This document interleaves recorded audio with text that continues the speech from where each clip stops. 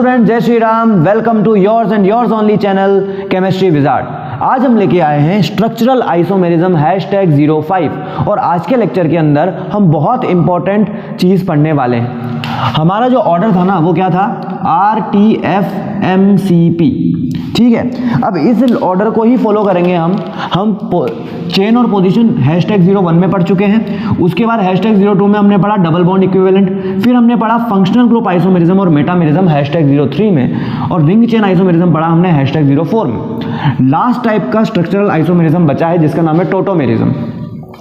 Ring chain isomerism के बाद अगर सबसे ज्यादा कोई प्रायोरिटी ऑर्डर पे आता है वो है आपका टोटोमेरिज्म। अब उसको कैसे करना है वो देखते हैं हम लोग। देखो, हमारा आज का टॉपिक क्या है, टॉचोमेरिज्म। चलो, और क्या बोला जाता है इसको बोलते हैं डेस्मोट्रोपिज्म, ये इसका दूसरा नाम है। कुछ लोग ये भी बोलते हैं, कुछ लोग टोटोमेरिज्म बोलते हैं, कुछ लोग डेस्मोट्रोपिज्म बोलते हैं, कुछ लोग बोलते हैं कीटो इनोल टोटोमेरिज्म। हालांकि हम नहीं बोलते क्योंकि बोलना नहीं चाहिए। क्यों? क्योंकि कहीं ना कहीं ये जो नाम है ना ये थोड़ा सा इनकम्प्लीट है। हमेशा कीटो इनोल टोटोमेरिज्म मेरे को अच्छा नहीं लगा। इसके अलावा हम इसको बोल सकते हैं डायनेमिक आइसोमेरिज्म, डायनेमिक आइसोमेरिज्म। तो ये क्या है, हमारे नाम है इसके टोटोमेरिज्म के।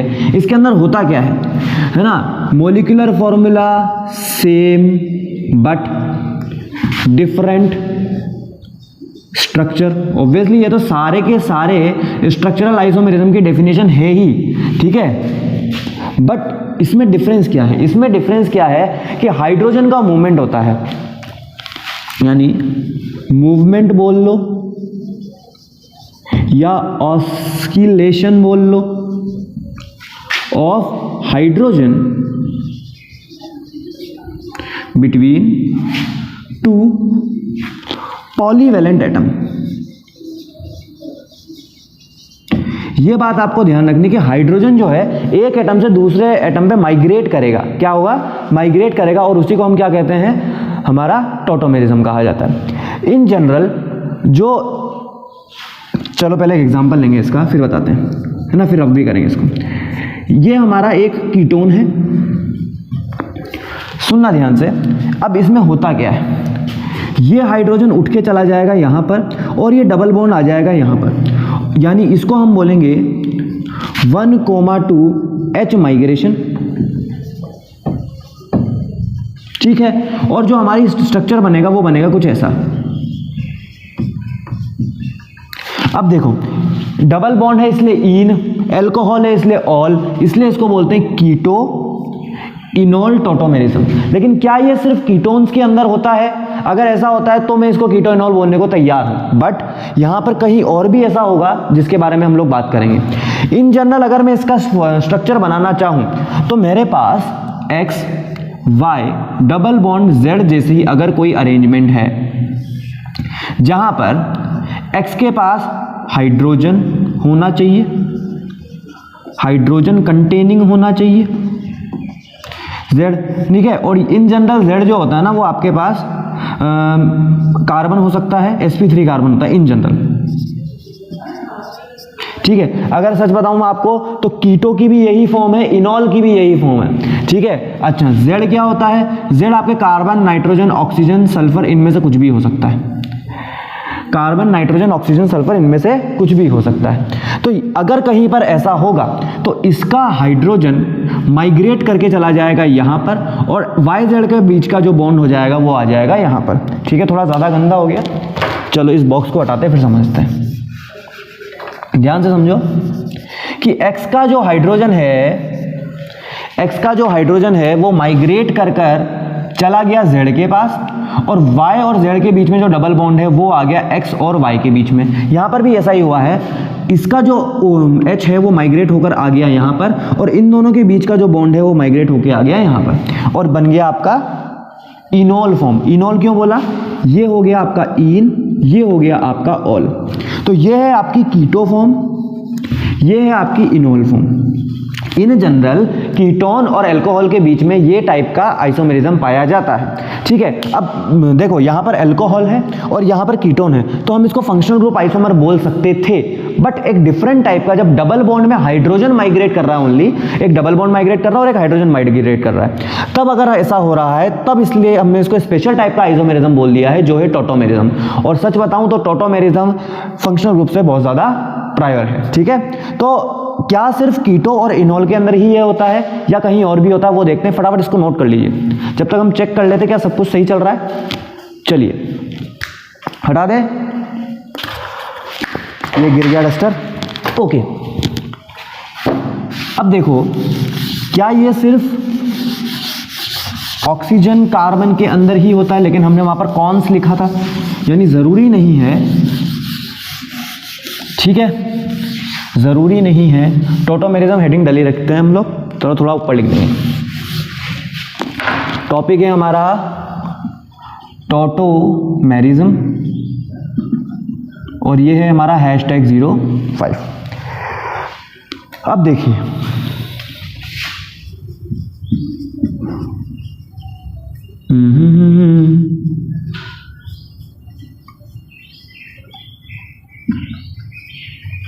ये देखो, ये क्या है, हमारा नाइट्रो ग्रुप है। क्या है?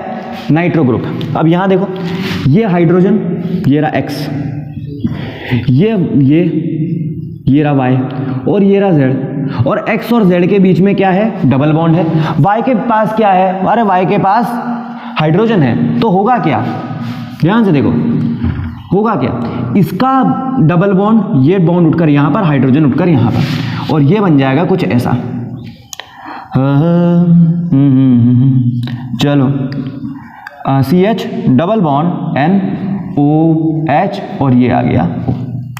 देखो, नाइट्रोजन के अभी भी 4 बॉन्ड्स हैं, ऑक्सीजन के इसके 2 बॉन्ड्स हैं, इसके 1 बॉन्ड है। तो ऐसा भी हो सकता है, ऐसा भी हो सकता है, इसको हम बोलते हैं नाइट्रो और इसको हम बोलते हैं स्यूडो नाइट्रो। एक हो गया हमारे पास नाइट्रो और एक हो गया हमारे पास सूडो नाइट्रो। क्या ये कहीं और भी हो सकता है? चला चेक करते हैं। ये देखो, CH3 CH double bond NH, इन अमीन, इसलिए इसको प्यार से बोलते हैं इमीन। ये क्या बॉन्ड हुआ? ये क्या, कौन सा ग्रुप हुआ? इमीन, इमीन ग्रुप हुआ, ठीक है। अब अगर मैं इसको ध्यान से देखिए, X Y double bond Z, और X के पास हाइड्रोजन है, Z के पास और Y के बीच में डबल बॉन्ड है। X के पास हाइड्रोजन है, Z और Y के बीच में डबल बॉन्ड है, तो क्या होगा? ये हाइड्रोजन चला जाएगा यहां पर, डबल बॉन्ड आ जाएगा यहां पर, इजी। तो CH2 double bond CHN single bond NH2। अब ये बन गया इन अमीन, ये दोनों साथ में थे, इमीन, ये इन अमीन, तो इसको बोलते हैं इनामीन ग्रुप। तो there is a difference between imine and enamine. बात समझ में आ रही है? There is a difference between imine and enamine. अब इन जनरल अगर मैं आपको बात बताऊं, फटाफट इसको नोट करो, पहले जल्दी इसको नोट करें, फिर सेकंड बात बताऊं मैं आपको। जिंदगी की ना टूटे लड़ी, टूट चुकी है सर, टूट चुकी है सर, रेडी? तो यानी जरूरी नहीं है कि कीटो और इनोल के बीच में ही हो, लेकिन अगर मैं बोलूं मैक्सिमम, तो कीटो और इनोल के अंदर ही होता है। अच्छा, अब बताइए, कीटो फॉर्म और इनोल फॉर्म में से स्टेबल कौन सा होता है? तो हम बोलेंगे कीटो फॉर्म 98% मोस्ट स्टेबल होता है। या अगर मैं बोलूं 100 में से 98 जो है वो कीटो फॉर्म एग्जिस्ट करते हैं 98 कंपाउंड्स में। मैं बोलूं 1000 कंपाउंड्स हैं तो 980 कंपाउंड्स आप ऐसे देखेंगे जिसके अंदर कीटो फॉर्म क्या है? स्टेबल है, लेकिन इनोल फॉर्म कहीं ना कहीं स्टेबल होती है। तो ऐसा क्या कारण हो सकता है कि इनोल फॉर्म जो है वो स्टेबल? देखो, अगर कहीं पे ध्यान से देखना, 8%, 9%, 11%, 4% भी अगर इनोल फॉर्म आ रही है तो ये बहुत ज़्यादा है। समझ रहे हो बात को? कहीं पर इतनी भी इनोल फॉर्म आ रही है तो ये ज़्यादा है। हालांकि कुछ ऐसे केसेस आते हैं जिसके अंदर तो 99% इनोल आ जाता है, उसके बारे में भी बात करेंगे। बट इन केस अगर आपको ये भी मिल रहा है तो आप दुखी मत होइए, ये भी एक बहुत अच्छी चीज़ है कि यार इतना परसेंटेज आ गया है, ठीक है, क्योंकि हम तो पढ़ रहे हैं इनोल। चलिए देखते हैं कि इसका कारण क्या है। कारण सीधा सा है, सुनना मेरी बात। एक तो डबल बॉन्ड प्लस OH दोनों साथ में एग्जिस्ट करना नहीं चाहते, थोड़ा अनस्टेबल होता है। इससे बड़ा कारण मैं आपको बताता हूँ, इससे बड़ा कारण सुनो, ये तो डबल बॉन्ड और ये है, इससे बड़ा कारण मैं आपको बताता हूँ। इससे बड़ा कारण क्या है कि C डबल बॉन्ड C से ज़्यादा stable C double bond O bond होता है, यानी कि ये स्ट्रॉन्ग बॉन्ड है। और अगर कोई बॉन्ड स्ट्रॉन्ग है तो इसको ब्रेक करना इजी नहीं होगा। ब्रेक करना इजी नहीं होगा तो ये कंपाउंड टूटेगा नहीं तो स्टेबल है, as simple as that. But कहीं पर ऐसा होता है कि इनोल ज़्यादा स्टेबल हो रहा है। अब इनोल को स्टेबल करने वाले कौन से फैक्टर्स हैं? अगर कहीं पर कोई कंपाउंड इनोल की वजह से एरोमेटिक बन जाए तो वारे न्यारे हो जाते हैं, मतलब और कोई ऑप्शन ही नहीं है। आप बोल दीजिए 99% चांसेस हैं, या 99% क्या किस फॉर्म में एग्जिस्ट करेगा? इनोल फॉर्म में एग्जिस्ट करेगा। इसके अलावा सेकेंड फॉर्म आती है, अगर कहीं पर कंजुगेशन हाइड्रोजन बॉन्डिंग हो रही है तो भी वो सपोर्ट करती है किसको? इनोल फॉर्म को। अच्छा, और क्या? कहीं पर अगर कंजुगेशन हो रहा है तो भी वो किसको अगर कंजुगेशन हो रहा है मतलब कि रेजोनेंस हो रहा है तो चीज़ स्टेबल बन रही है। जितने ज़्यादा रेजोनेटिंग स्ट्रक्चर्स उतनी ही ज़्यादा स्टेबल चीज़। इसके अलावा सॉल्वेंट भी वर्क करता है, सॉल्वेंट इफेक्ट भी वर्क करता है। H बॉन्डिंग की वजह से क्या बनता है? रिंग सिस्टम बनने लगता है, और रिंग सिस्टम अपने आप में एक स्टेबल होता है। इसके अलावा कंजुगेशन की बात करें तो दो चीज़ें ध्यान रखना। अगर आसपास लगे हैं इलेक्ट्रॉन विदड्रॉइंग ग्रुप और आसपास लगे हैं electron donating group, electron donating की वजह से कंजुगेशन डिक्रीज होगा और इलेक्ट्रॉन विदड्रॉइंग की वजह से कंजुगेशन इंक्रीज होगा। तो कहीं पर अगर इलेक्ट्रॉन विड्रॉइंग ग्रुप लगे हुए हैं तो ये समझ सकते हैं हम लोग कि कहीं ना कहीं कंजुगेशन जो है वो बढ़ रहा है तो वहां पर आपका इनोल कंटेंट भी ज्यादा हो जाएगा। कुछ ऐसे फेमस एग्जांपल्स लेते हैं हम लोग जहां पर अच्छे खासे अमाउंट में इनोल फॉर्म एग्जिस्ट कर रहा है। कीटो तो इन जनरल एग्जिस्ट करता ही है, अब मैं बोलूँ एसीटोन है यार, देखो ठीक है, कुछ भी हो जाए ये इसी फॉर्म में एग्जिस्ट करता है। मैं बोलूँगा 99% 98% ये इनोल फॉर्म ही है, ठीक है, सॉरी कीटो फॉर्म ही है, ठीक है। अगर हाँ एक और बात, अगर कहीं पे कीटो फॉर्म जो है वो नॉन एरोमेटिक है,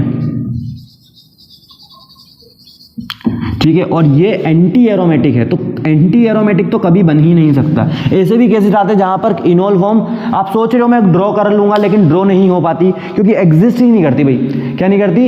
एग्जिस्ट ही नहीं करती। फटाफट इसको नोट करें फिर बताते क्या बात कर रहा हूं मैं, जल्दी नोट करो यार। चलिए कुछ ऐसे एग्जांपल्स जहां पर इनोल फॉर्म कीटो फॉर्म से भी ज्यादा है, कुछ ऐसे एग्जांपल्स। चलो कुछ ऐसे एग्जांपल्स जहां पर अच्छी खासी कंटेंट में, या मैं बोलूं कीटो फॉर्म इनोल फॉर्म से ज्यादा स्टेबल। सबसे मोस्ट फेमस एग्जांपल लेंगे सबसे पहले, ये देखो आप, इसको देखना ध्यान से।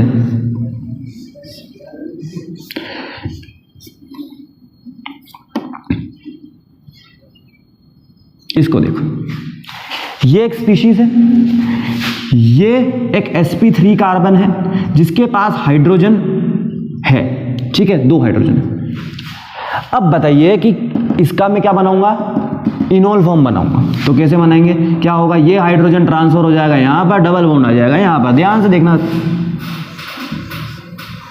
ये लो, ये हो गया OH। इसका नाम है भाई साहब फिनोल, ये एरोमेटिक कंपाउंड है, ठीक है। तो अगर मैं एरोमेटिक की बात करूं ना तो ध्यान से देखिएगा, मोर देन 99% किस फॉर्म में ही एग्जिस्ट करता है? ये इनोल फॉर्म में एग्जिस्ट करता है। तो ऐसा नहीं है कि कीटो फॉर्म हमेशा ही स्टेबल होगी, ऐसे केसेस आ गए तो इनोल फॉर्म अंधी स्टेबल है। क्लियर है? चलिए इसके अलावा और कोई कारण जिससे इनोल फॉर्म स्टेबल हो जाए? तो एक और एग्जांपल है, देखना ध्यान से, यहां देखो, double bond O, double bond O, double bond O, इसके बगल में एक कार्बन, इसके बगल में एक कार्बन, इसके बगल में एक कार्बन जिसके पास हाइड्रोजन एग्जिस्ट कर रहा है। इसका हाइड्रोजन चला जाएगा यहाँ पर, डबल बॉन्ड आ जाएगा यहाँ पर, इसका हाइड्रोजन चला जाएगा हाँ यहाँ पर, डबल बॉन्ड आ जाएगा यहाँ पर, इसका हाइड्रोजन आ जाएगा हाँ यहाँ पर और डबल बॉन्ड आ जाएगा यहाँ पर। चलिए बनाते क्या हो रहा है। सबसे पहले ये बनाई हमने हेक्सागोनल रिंग, ये बन गया हमारा OH और डबल बॉन्ड आ गया यहाँ पर। इसका देखो OH और डबल बॉन्ड आ गया यहाँ पर, इसका देखो OH और डबल बॉन्ड आ गया यहाँ पे। अरे यार ये भी एरोमेटिक कंपाउंड और ये भी ऑलमोस्ट 99% से भी ज़्यादा एग्जिस्ट करता है। इस वजह से क्यों, क्योंकि ये दोनों क्या है, एरोमेटिक। तो पहली कंडीशन क्या है कि अगर कोई भी कंपाउंड एरोमेटिक बन रहा है तो वो क्या होगा, स्टेबल होगा। और अगर ऐसे केस में इनोल भी अगर एरोमेटिक है ना तो कीटो भी उसका कुछ नहीं बिगाड़ पाएगा। तो दूसरी कंडीशन लेते हैं जहां पर क्या हो रही होगी, हाइड्रोजन बॉन्डिंग हो रही होगी। क्या हो रही होगी, हाइड्रोजन बॉन्डिंग हो रही होगी।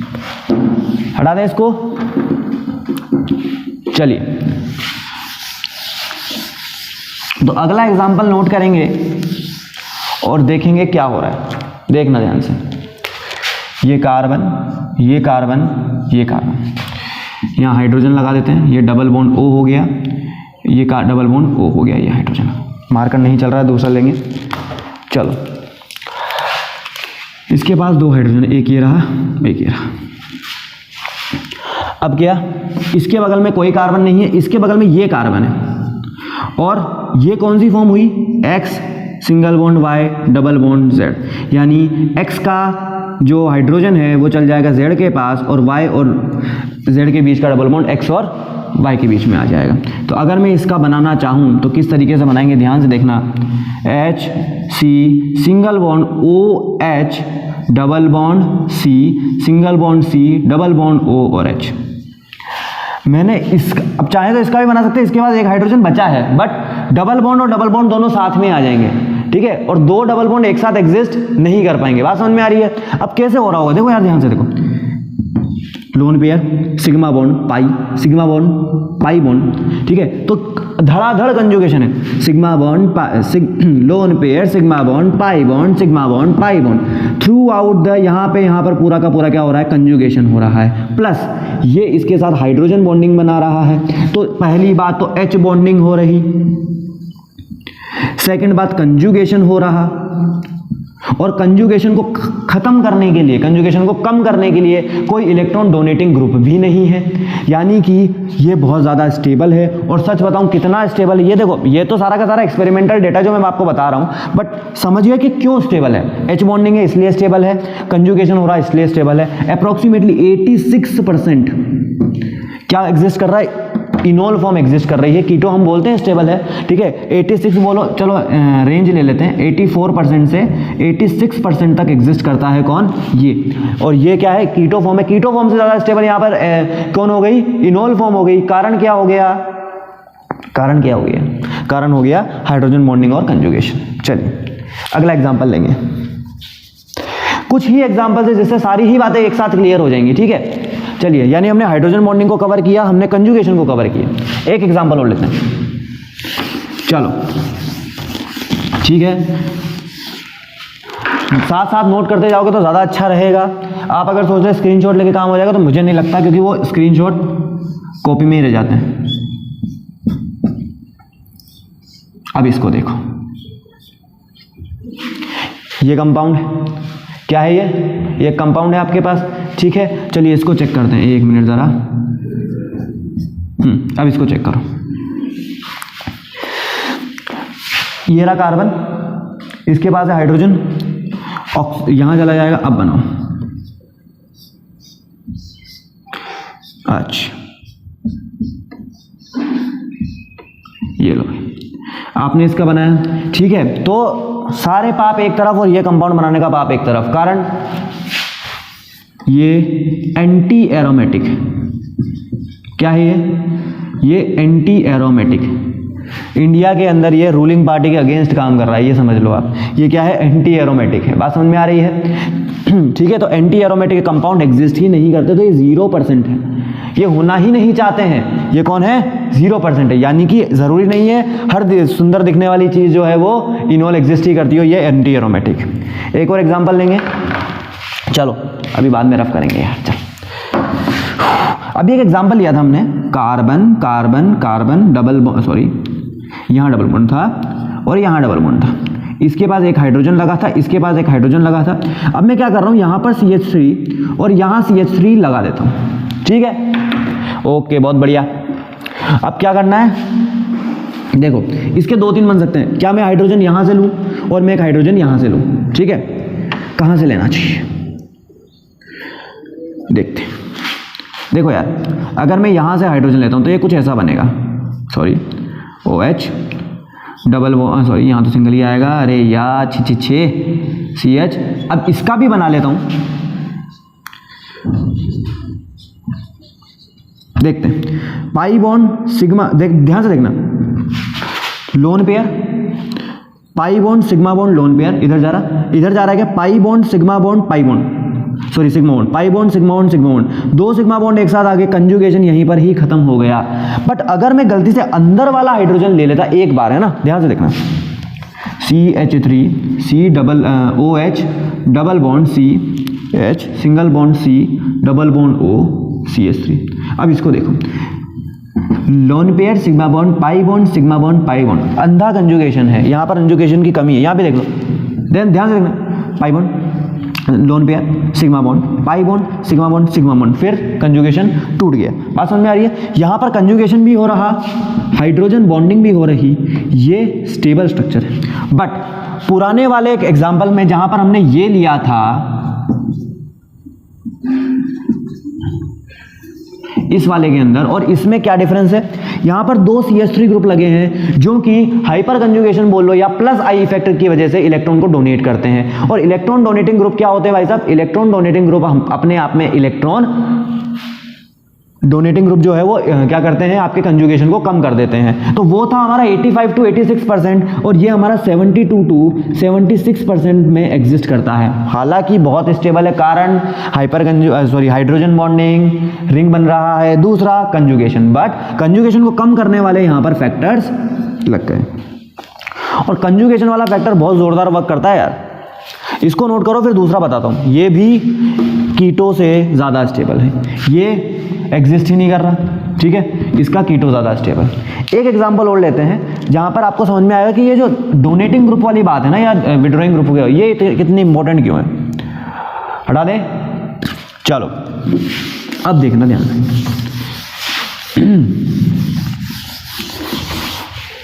अब मैंने क्या किया, वो का वही ग्रुप ले रहा हूं मैं, carbon carbon carbon OH hydrogen hydrogen. यहाँ पर इस बार मैंने एक जगह पे लगा दिया CH3 और यहाँ मैंने ले लिया COCH3, ठीक है, यानी कि मैंने एस्टर ले लिया। क्या ले लिया, एस्टर ग्रुप ले लिया भाई साहब। अब एस्टर लिया ना तो एस्टर भी अपने आप में क्या हो गया, देखो इलेक्ट्रॉन डोनेटिंग ग्रुप है, ठीक है, इलेक्ट्रॉन डोनेटिंग ग्रुप। अगर मान लो मैंने इसका ये बना भी दिया, double bond sorry single bond OH double bond CH single bond C double bond O CH3, इसका बना भी दिया ना तो ये कम से कम 8 से 11% एग्जिस्ट करता है। क्यों, क्योंकि यह बहुत ज़्यादा इलेक्ट्रॉन डोनेटिंग ग्रुप है, ये रेजोनेंस मतलब जो कंजुगेशन हो रहा है उसको थोड़ा कम कर देगा, ठीक है, इलेक्ट्रॉन मूवमेंट को रेस्ट्रिक्ट कर देता है। अब क्या बात कर रहे हैं हम लोग कि ऐसे और भी एग्जांपल्स हैं क्या जहां पर इलेक्ट्रॉन देने लेने की बात हो रही है, या तो आपने डोनेटिंग की बात करें। अब विड्रॉइंग के बारे में बताओ थोड़ा सा, तो क्या हमें पता लगे कि यार सच में ऐसा चीजें वर्क कर रही है क्या। ये तो सारा एक्सपेरिमेंटल डेटा है ना, हम आपको एक्सप्लेन कर सकते हैं कि किस तरीके से ये जो डेटा है वो आया होगा। चलो देखो एक एग्जांपल लेते हैं जिसमें सारे पाप एक साथ धुल जाएंगे। ये देखो, ये आ गई आपकी बेंजीन रिंग, ये आ गया आपका कार्बन, ये आ गया आपका ऑक्सीजन, ये आ गया आपका CH2, ये आपका क्या C+CH3। ये अब क्या करना है आपको, अब हमें कंपाउंड बनाना है, मतलब इसका इनोल फॉर्म बनाना है, क्योंकि कीटो है CH2 है, बना सकते हो। तो देखते हैं क्या हो रहा है। इसका एक बना देता हूं मैं सबसे पहले, ये बेंजीन, ये carbon oxygen CH double bond COH CH3, हमने ये बनाने का ट्राई किया। पाई सिग्मा सुनना ध्यान से, लोन पेयर सिग्मा पाई, ठीक है, एक तो ये बात समझ में आ रही। लेकिन यहाँ पर देखना सिग्मा हो गया, अब एक ही डायरेक्शन में वर्क करता है ना, तो एक तो यहां पर खत्म हुआ, एक यहां चल रहा है और एक यहां अलग चल रहा है, इस ही डायरेक्शन में चल रहा है नहीं। अब देखना भाई, एक ही डायरेक्शन में रेजोनेंस चले तो बात समझ में आती थोड़ी बहुत। अब देखेंगे, अगर मैं इसको ऐसा कर दूं,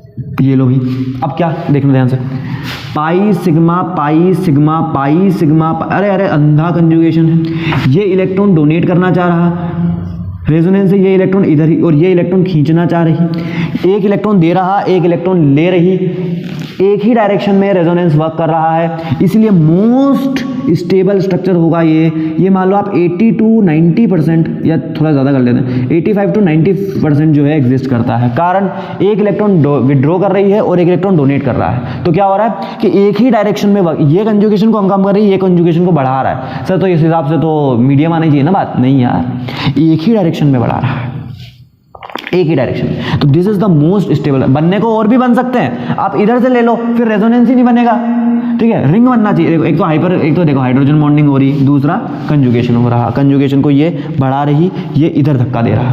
क्लियर है, क्लियर है। चलिए सर, अगर दो इलेक्ट्रॉन विड्रॉइंग ग्रुप लगे हों साथ में तो क्या, और तो फिर तो कंजुगेशन बहुत ज़्यादा बढ़ जाएगा। बात सही बोल रहे हैं बिल्कुल, यहाँ पर कोई भी छुपी हुई बात नहीं है। चलो यहाँ पर भी मैं क्या लगा देता हूँ, बेंजीन लगा देता हूँ। अब देखो, ये इलेक्ट्रॉन विड्रॉइंग है, ये भी इलेक्ट्रॉन विड्रॉइंग है, दोनों डायरेक्शन में बराबर मात्रा में कंजुगेशन हो रहा है। बस क्या करना है आपको, इस बॉन्ड को तोड़कर यहाँ लगाना है, ये लो पाई सिग्मा, ठीक है। अच्छा ये नहीं होगा, हाँ बोलो बोलो। ये इलेक्ट्रॉन विड्रॉइंग है, कंजुगेशन उतना का उतना ही है, बस ये इलेक्ट्रॉन विड्रॉइंग की वजह से, कौन सा वाला, ये वाला इलेक्ट्रॉन विड्रॉइंग की वजह से कंजुगेशन को इंक्रीज कर रहा है। कंजुगेशन में पार्ट नहीं ले रहा, लेकिन कंजुगेशन को इंक्रीज कर रहा है क्योंकि इलेक्ट्रॉन विड्रॉइंग ग्रुप। और ये ये एग्जिस्ट करता है 95 to 96%। यानी ऐसे भी केसेस हम देख चुके हैं आज जहां पर कीटो और इनोल फॉर्म एग्जिस्ट करती हो, ठीक है, और जहां पर इनोल फॉर्म ज्यादा एग्जिस्ट करती हो कीटो से। कारण सिर्फ इतना सा है, अरे हाइड्रोजन बॉन्डिंग हो रही होगी, हाइड्रोजन बॉन्डिंग हो रही होगी तो कंजुगेशन भी हो रही है, रिंग बन रही है। एक लास्ट टॉपिक बच गया दमन्ना बात को, एक लास्ट टॉपिक है जो मैं आपको बताना चाहता हूं, वो अगर आप समझ लोगे तो आपकी बात खत्म हो जाएगी। ध्यान से देखना, एक लास्ट बात, मैंने एक और फैक्टर बताया था कि अगर पोलर सॉल्वेंट है तो क्या होगा। अगर आप पोलर ले लेंगे, प्रोटिक सॉल्वेंट ले लेंगे, तो वो क्या करेगा, वो हाइड्रोजन बॉन्डिंग कर लेगा अपने आप में। तो एक बात ध्यान रखना, समझना मेरे को, अगर पोलर प्रोटिक है तो इनोल फॉर्म इन जनरल गिर रहा। यानी अगर मैं बात करूं जो हमने बनाया था CH3C double bond O, CH2C double bond O CH3, ये 80% एग्जिस्ट करता है इन पोलर प्रोटिक सॉल्वेंट। ये कौन सा फॉर्म है, कीटो फॉर्म है ये, समझ रहे बात को, अरे कीटो फॉर्म है ये, 20% एग्जिस्ट करता है ओनली इसका इनोल फॉर्म, ठीक है। अगर मैं बोलूं ये जो हमने बनाया था पहले, ओहो हो बाप रे, ये देखो ये ओनली 20% एग्जिस्ट करता है। अगर यहाँ पे मैं पोलर प्रोटिक कर दूं तो, अगर पोलर प्रोटिक ना करता हूँ तो ये 76% अप्रोक्सीमेटली एग्जिस्ट कर रहा था। फर्क कहाँ है, फर्क है, क्या फर्क है भाई, पोलर प्रोटिक सॉल्वेंट का फर्क है। क्लियर है। तो इन्हीं सब चीज़ों से हमें पता लगा कि यस, टोटोमेरिज्म नाम की भी कोई चीज़ होती है और ये भी चीज़ों पे फैक्टर्स पे डिपेंड करती है। अब ये जो डेटा मैं बोला हूँ यार, ये तो एक्सपेरिमेंटल डेटा जो हमने बुक से उठाया, ठीक है। आप बुक पे देखते हो, बता नहीं सकते कितना % एग्जिस्ट करता होगा, बट थोड़ी सी चीज़ें याद रखनी होती है। दूसरी बात, आपको फैक्टर्स पता होने चाहिए किस वजह से ऐसा हो रहा है। अगर देखो मैं आपको बता दूं, एरोमेटिक हो रहा है तो अंधा मान लो कि भैया कुछ भी हो जाए, कीटोन से ज़्यादा एग्जिस्ट ही करता हो, ठीक है। 2 मिथाइल ग्रुप से ज़्यादा कुछ लगाओ तो और कम हो जाती है वैल्यू, ठीक है। अगर मान लो, ध्यान से सुनना, इसी वेक्टर में अगर मैं यहाँ सुनना ध्यान से, ये पोलर प्रोटिक हटा देते हैं, अगर मान लीजिए मैं यहाँ पर एक और CH3 लगा देता हूँ, तो वहाँ एग्जिस्ट कर रहा था 76%, ये लगभग 44% रह जाता है, ठीक है, 40 से 44% बोल देता है, ये एग्जिस्ट करता है। ये एग्जैक्ट वैल्यू तो मैं भी नहीं बता सकता, ठीक है, बट हाँ कम हो जाता है। कम होने का कारण इलेक्ट्रॉन डोनेटिंग ग्रुप, ज़्यादा बढ़ने का कारण इलेक्ट्रॉन विड्रॉइंग ग्रुप। एक ही डायरेक्शन में चल रही है बात चल रही है, ठीक है, तो बहुत अच्छी बात है। 2 इलेक्ट्रॉन विड्रॉइंग लगा दिए और चीज़ें बढ़ जाती हैं, ठीक है, साइकिल बन रहा है तो और स्टेबल हो गया। कोई इलेक्ट्रॉन डोनेटिंग विड्रॉइंग कुछ नहीं लगा हुआ तो देखा था हमने 84-85% बन रहा था। क्लियर है? तो इन चीज़ों को आपको ध्यान रखना है, इसकी प्रैक्टिस करनी है, और सारे के सारे टाइप ऑफ RTFMCP हमारे पास कंप्लीट हो गए हैं। अब हम कुछ छोटे छोटे कंपाउंड्स लेंगे और कोशिश करेंगे इनके ज़्यादा से ज़्यादा आइसोमर बनाने के जो एग्जिस्ट करते हो, फिर बताएंगे उन दोनों में आपस में क्या रिलेशन है, वो भी हमको बताना पड़ेगा, ठीक है। तब तक के लिए ऑल द बेस्ट।